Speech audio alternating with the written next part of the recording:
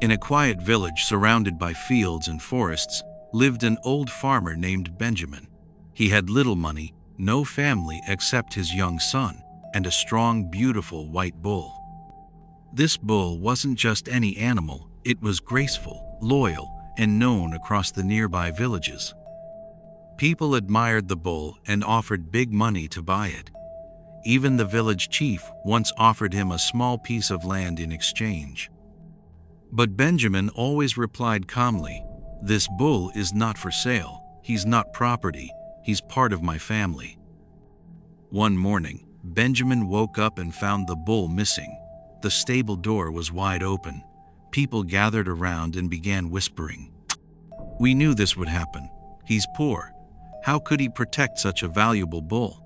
Some even laughed, saying, "If he had sold it, he'd be rich by now. What a fool." But Benjamin stayed calm and said softly, "All I know is the bull is missing.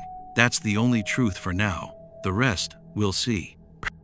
2 weeks later, the bull returned from the forest, and behind him were 7 wild bulls that had followed him back, strong, young, untamed.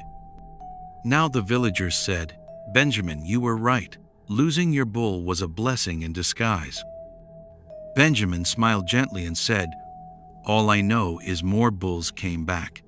Whether it's a blessing or not, we'll see." His son began training the wild bulls, but after a few days, one of them threw him off violently. The boy broke his leg. The same villagers rushed over and said, "Oh no, such misfortune. You got more bulls, but your son's leg is gone. Terrible." Again, Benjamin stayed peaceful and said, "The truth is, my son broke his leg. The rest, we'll see." A few weeks later, the kingdom announced war.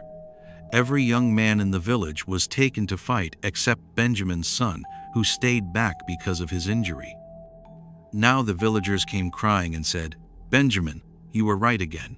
Your son's broken leg was actually a blessing. We don't know if our boys will return."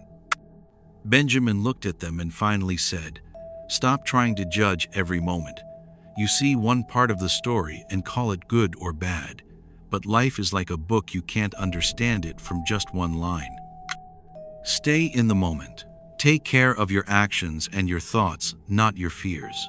Stop overthinking fate. What's meant to happen will happen. What you control is your attitude. So keep working, keep living, and stay at peace."